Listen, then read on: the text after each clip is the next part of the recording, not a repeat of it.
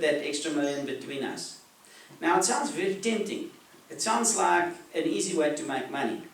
But you have to be so careful, because as soon as you get involved with these kind of people, I mean, maybe they kill you for that $1 million. Maybe maybe you know, it's a scam. Maybe you have to pay certain money in. Or maybe they've got a way to bribe you and say, now listen, we've got proof that you're illegal. We're going to report it. Now you have to start, you know, So there's all sorts of schemes that people have, and that's why we have been so strict from the beginning. That's why we say, listen, yeah, we're not going to get involved in illegal types of businesses. But even though those are our standards, now the government is saying, listen, yeah, this is now the law, and we have to do additional work regarding that. So one of the things that they want to know, and it's a bit strange for me, or it's hard to understand. But let's say there's a guy with a CC, or there's a guy that's got a PTY Limited, and he's buying a property. I think. We have one at the moment, Andries, where the guy made an offer in 27th Avenue. He's got a business. Okay, so we have to know what's the nature of that business. How do you make your money? Now, in real terms, I mean, he has to give his financials to the bank to get a loan. So I think if he's buying cash, that's when you've got to say, well, what do you know, how are you earning your money? But if he's buying with financials and he has to get a bank loan, I think then we don't have to worry about that so much, because the banks have to vet that sort of stuff. So our biggest transaction problems are going to come in when it's a cash deal, the guy's paying $4 million and he's buying it in the name of a company. So what we have to identify is who's the natural person that benefits out of that transaction. And we also have to say, where does that money come from? So even if it's in the bank, you know, you have to sort of ask, you have to be a spy. You have to say, so in other words, you got the money in the bank, where does that come from? Okay, so now maybe the guys don't want to deal with you. So all I'm saying to you is, the market that we're in, the cheaper market, we don't have those kind of problems. It's a much nicer life for us. But as soon as you start high flying and you're selling properties in Waterkloof, or you're selling properties in Silver Lakes or wherever, and the guys are coming in with these funny kind of deals, then you have to jump and be careful of that. Okay, so there's additional requirements when it's a partnership or a trust, but basically it comes down to identifying who's the natural people. Okay, so now what do we do if there's a problem? I'm on clause 15 now. What do we do if there's a problem? Okay, so in other words, we've now on your contract page over here, we've changed the setup a little bit, and as I say, we will modify it a little. My darling, is it not on the back here? Is it only on this report? No, it's in the contract as well. Mine only goes to page 10. Oh, dan heb ik jou geskipt. Sorry, yeah, niet zo. Okay, does yours go further than page 10? Yeah, sorry, 15. Okay, so it now goes to page 15. So you'll see here on page 11. It's the same as it always was. There's no changes there. It's just exactly the same as what it was. It's called Addendum B, Purchase Certificate Information, page 1. So then we've got Addendum B, Purchase Certificate Information, page 2. So that's on page 12 of the contract. So you'll see there on the just above the table, it says please tick if yes and put across if no. So you can even give this to the buyer to fill in. Okay, so now he's got to answer this. Member of a royal family, yes, no. Member of cabinet or civil structure, yes, no. So in other words, it's a declaration, that's for foreign client. Domestic clients also got questions, President or Deputy President of South Africa. I mean, you'll surely recognize the guy, but I don't actually know who's the Deputy Minister, the Deputy President of South Africa. So that question is there for me, because then that guy can say if he is. The Cabinet Minister or Deputy Minister, Premier of a province, all these things. So in other words, actually, as soon as one of these things is highlighted, it's telling us this is a high-risk transaction. So this guy can be lying, but this is part of the transparency. So we've on the left-hand bottom there, we've got legal person, stroke partnership. We've got their nature of business. So in other words, a guy could put in a panel beater. Natural people benefiting from the business. So we're actually asking the questions, we're asking the buyer to fill this in, and we're asking him to sign by it. Now as soon as a guy starts, if he's now starting to get worried and he wants to pull out of this deal, well, that's because he's got something to hide. So you have to look at it like that.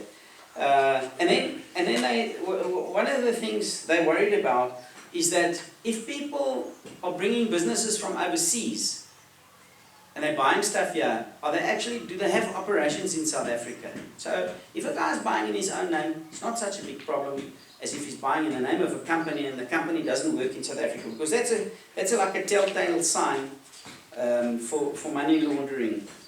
So page 13, FICA information, it's the same. Page 14, it's exactly the same thing for the sellers. So it's just something that you have to fill in. And further than that, all we've done is I've made the spaces a little bit bigger in the contract so a person can maybe write in a little bit easier, and we're going to test it. So one of the things that we said we were going to do, Trudy, is we were going to put a version number on the contract so that we could all see that we're on the right version. Have we done that yet? I haven't, but I can do it. It's not a problem. Okay, so we're going to, what we'll do is we'll put a version number on this, and we'll send it out this afternoon. So from now on, we mustn't use the old contract. We have to use this. And I think because we've had a bit of confusion in the past, where we're using maybe one model older contract and stuff like that, then it's becoming critical now. So if we change it now, we need to all be on the latest version. So I don't know what we're going to call it, but it'll be in the contract somewhere.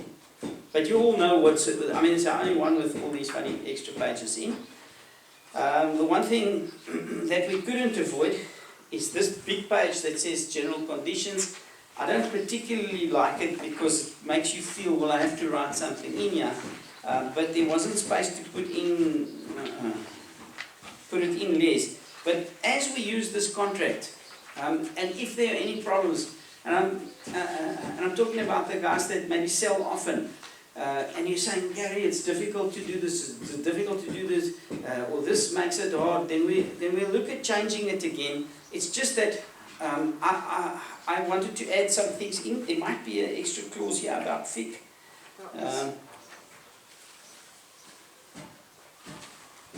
Okay, FIC. This one it's clause number 21. So it just says here, Gary Stone Properties is an accountable institution and has a responsibility to assist the government in preventing money laundering, financing terrorism, tax evasion, and therefore we do not accept money on behalf of a client. Gary Stone Properties has a duty to identify and keep records for 5 years. So in other words, that's the only thing that we've added in here, and I don't think that's a problem. Then we've got another page. I don't know if you guys all know, but on page 12 of the RMCP,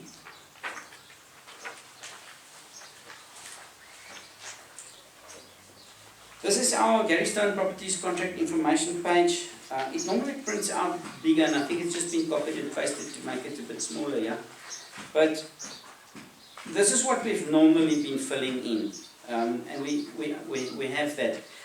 And every agent is supposed to fill this in when you give in a contract. So let's just go through the definitions. An offer is when it's signed by the buyer only, and a contract is when it's accepted by the seller. So everybody must fill in one of these cover sheets. But now it's got a page 2. So if you turn over to page 13. Okay, so this is for you, the agent. It's also the same. If you see there, it says please tick if yes and cross if no. So it's got purchaser 1 and purchaser 2. So it says face-to-face transaction, low risk.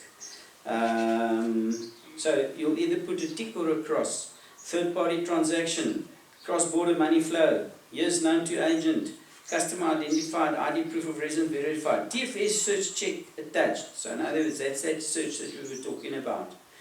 In a legal complex structure, who's the national person who benefits? So it's for both seller and buyer. Bond, low risk. Cash in bank, low risk. Trust, medium risk. Legal, medium risk.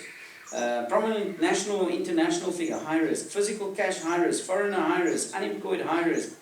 Unemployed partner, low risk. Employed, low risk. Okay, summary by estate agent. So right on the bottom here, you have to give a summary of this transaction. If you say, this is a high-risk client on any of these, then we go back and we say, how do we report a suspicious or an unusual transaction? So that's the time when you think this is a high-risk transaction, we have to report it, whether it actually is a high-risk or not. And at that stage, we're going to go to Trudy, and Trudy's going to go to me, and we're going to say, how do we do this? Because normally we don't know how to do this. We haven't done this. Okay, but that time we'll work on this and we'll go through this together. So the fact is that Trudy is she feels vulnerable because she's the FICA officer. And I said to her, I think we're doing a good job, we don't have to worry about that, we do have a duty to report. So there's a couple of things here, that's the rest of this training that says basically these are the levels of things that we do, and then we are allowed to take cooperation with other accountable institutions. So for argument's sake, our lawyer, let's say Elsa Kruger, she's the lawyer, and she says, I've got this and I've got that and I've checked this out and I'm happy with him. And she writes us a letter to say that. Then it takes a lot of our pressure off of us. So it's important to use the lawyer that is going to cooperate with us and to give us those kind of things. And actually we should be asking the lawyers for a letter that says they're happy with the figure. But actually we're seeing the customer first, and they might be asking us if we're happy with them.